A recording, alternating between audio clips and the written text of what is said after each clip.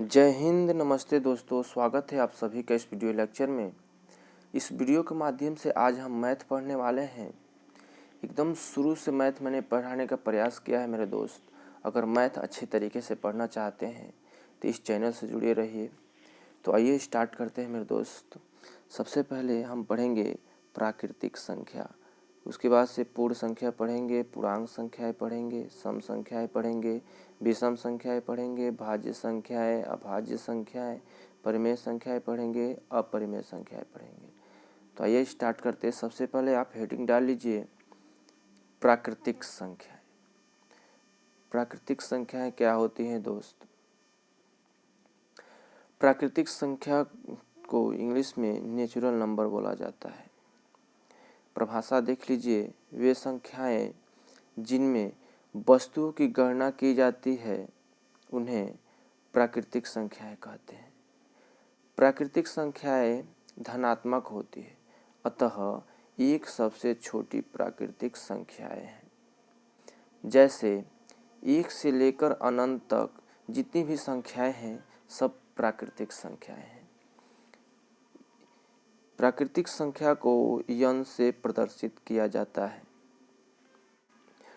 Note में एक चीज लिख लीजिए मेरे दोस्त, शून्य को प्राकृतिक संख्या नहीं माना जाता है। अभी आगे बताएंगे क्यों नहीं माना जाता है मेरे भाई।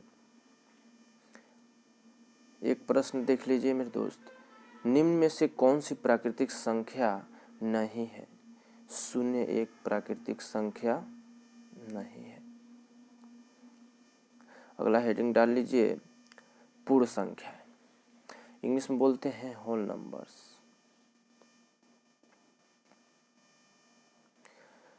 परिभाषा देख लीजिए, यदि प्राकृतिक संख्याओं में शून्य को भी शामिलित कर लिया जाए तो उन संख्याओं को पूर्ण संख्या कहा जाता है। जैसे 0, 1, 2, 3, 4, 5। प्राकृतिक संख्या में अगर शून्य को भी शामिल कर लिया जाए तो वो संख्याएं पूर्ण संख्याएं हो जाती है। इसे W से प्रदर्शित किया जाता है। अगला देखिए मेरे दोस्त, प्राकृतिक संख्या को पूर्ण संख्या से अलग करने वाली एकमात्र संख्या है, वो है 0। अगला हेडिंग डाल लीजिए पूर्णांक संख्याएं, इंटीजर्स नंबर इंग्लिश में बोलते हैं इसको। पूर्णांक संख्याओं में ऋणात्मक संख्याओं को भी सम्मिलित करने का पर जो संख्याएं प्राप्त होती हैं उन्हें पूर्णांक संख्याएं कहते हैं। कहने का मतलब है मेरे दोस्त, पूर्णांक संख्याएं जैसे प्राकृतिक संख्या और ये 0 लग गया तो पूर्ण संख्या हो गया। इसमें अगर ऋणात्मक संख्याओं को भी शामिल कर दिया जाए, जैसे -5, -4, -3, -2, -1, तो वे संख्याएं पूर्णांक संख्याएं हो जाएंगी। जिसमें धनात्मक और ऋणात्मक दोनों संख्याएं शामिल हो वे पूर्णांक संख्याएं कहलाती हैं। नेक्स्ट देखिए मेरे दोस्त, सम संख्याएं इंग्लिश में बोलते हैं इवन नंबर। वे संख्याएं जो 2 से पूर्णतः विभाजित हो जाती हैं सम संख्याएं कहलाती है। जैसे 2, 4, 6, 8, 10, 12 ऐसे संख्याएं सम संख्याएं कहलाती है। सम संख्याओं को ई से प्रदर्शित किया जाता है। एक प्रश्न देख लीजिए मेरे दोस्त, निम्नलिखित में से सबसे छोटी सम संख्या क्या है? सबसे छोटी सम संख्या 2 है मेरे दोस्त। अगला देख लीजिए विषम संख्याएं, ओड्स नंबर्स। वे संख्याएं जो 2 से पूर्णतः विभाजित नहीं होती हैं विषम संख्याएं कहलाती है। जैसे 1, 3, 5, 7, 9 आदि संख्याएं जो 2 से विभाजित नहीं हो उसे विषम संख्या कहा जाता है। विषम संख्या को ओ से प्रदर्शित किया जाता है मेरे दोस्त, ये बात याद रखिएगा।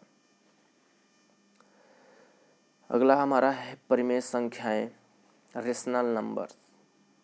वे संख्याएं जिन्हें P/Q के रूप में दर्शाया जा सकता है परिमेय संख्या कहलाती है। जैसे 3/5, 7/9। और एक बात याद रखिएगा मेरे दोस्त, Q does not zero, Q का मान 0 नहीं होना चाहिए। Q का मान यानी हर जो है 3/5, ये ऊपर वाला अंश है और नीचे वाला हर है, तो जो हर है इसका मान 0 नहीं होना चाहिए। नेक्स्ट देखिए मेरे भाई, एक प्रश्न देख लीजिए, दो परिमेय संख्याओं के बीच कितनी परिमेय संख्याएं होती हैं? अनंत परिमेय संख्याएं होती हैं। ये प्रश्न हमेशा पूछा जाता है, इसको याद रखिएगा मेरे दोस्त। अगला है अपरिमेय संख्याएं, इरेशनल नंबर। अपरिमेय संख्याओं को इंग्लिश में क्या बोलते हैं? Irrational number. वे संख्याएं जिन्हें P/Q के रूप में व्यक्त नहीं किया जा सकता है अपरिमेय संख्या कहलाती है। जैसे √2, √3, -√2, -√3, √5, पाई भी एक अपरिमेय संख्या है, और √7। ऐसी संख्याएं जिन्हें P/Q के रूप में नहीं प्रदर्शित किया जा सके वे संख्याएं अपरिमेय संख्याएं कहलाती है। पाई एक अपरिमेय संख्या है। ये बात याद रखिएगा मेरे दोस्त, हमेशा परीक्षाओं में ये क्वेश्चन पूछा जाता है। एक प्रश्न देख लीजिए मेरे भाई, पाई एक क्या है? अपरिमेय संख्या है, इसको याद रखिएगा। अगला हमारा है भाज्य संख्या, को प्राइम नंबर। इंग्लिश में बोलते हैं क्रो प्राइम नंबर्स। वे संख्याएं जिनका एक व स्वयं के अतिरिक्त कम से कम एक और गुणनखंड होता है भाज्य संख्याएं कहलाती हैं। जैसे 4, 12, 21। सबसे छोटी भाज्य संख्या 4 होती है, याद रखिएगा मेरे भाई। नोट में लिख लीजिए एक चीज, भाज्य संख्याएं सम एवं विषम दोनों हो सकती है। ये बात हमेशा याद रखिएगा मेरे दोस्त। अगला हम पढ़ेंगे अभाज्य संख्याएं, प्राइम नंबर्स आर। इसको कंपोजिट नंबर भी बोलते हैं मेरे दोस्त। वैसी संख्याएं जो एक व स्वयं के अलावा अन्य किसी संख्या से पूरी विभाजित नहीं होती है, उन संख्याओं को अभाज्य संख्या कहा जाता है। जैसे 2, 3, 5, 7, 11, 13। तो वे संख्याएं जो स्वयं से विभाजित हो और केवल एक से विभाजित हो, वैसी संख्याएं अभाज्य संख्याएं कहलाती है। ये बात याद रखिएगा मेरे दोस्त। अगला हमारा है काल्पनिक संख्याएं, ये वास्तविक संख्याएं। इंग्लिश में इसको बोलते हैं रियल नंबर। परिमेय एवं अपरिमेय संख्याओं को सम्मिलित रूप से वास्तविक संख्याएं कहते हैं।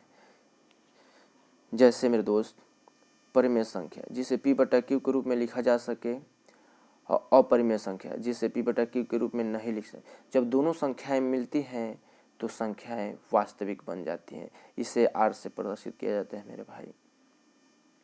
अगला हमारा है काल्पनिक संख्या, इमेजिनरी नंबर्स।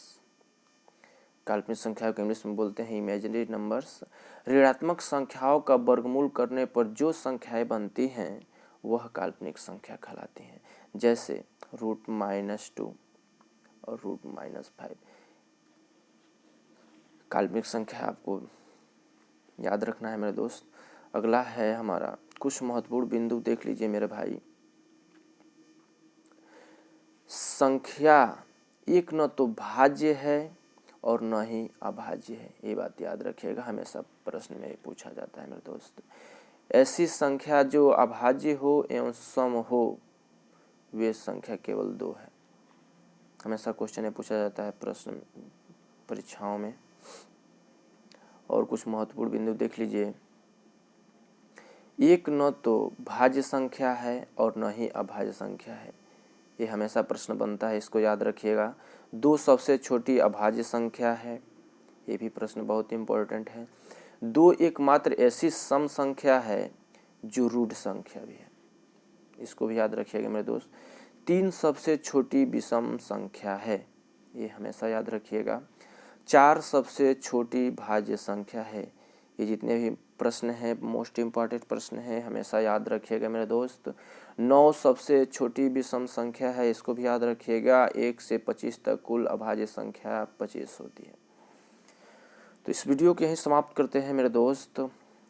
अगर आपको मैथ से डर लगता है तो आज से मैंने मैथ पढ़ाना स्टार्ट कर दिया इस चैनल पर। इस चैनल को सब्सक्राइब करके रखिए और इस चैनल को शेयर भी करिए मेरे दोस्त, ताकि जो स्टूडेंट्स मैथ से डरते हैं उनको मैथ में सिखाने का वादा करता हूँ। तो आइए इस वीडियो को यहीं समाप्त करते हैं। अगर यह वीडियो थोड़ा सा भी पसंद आया है तो इस वीडियो को लाइक ज़रूर करिए मेरे दोस्त।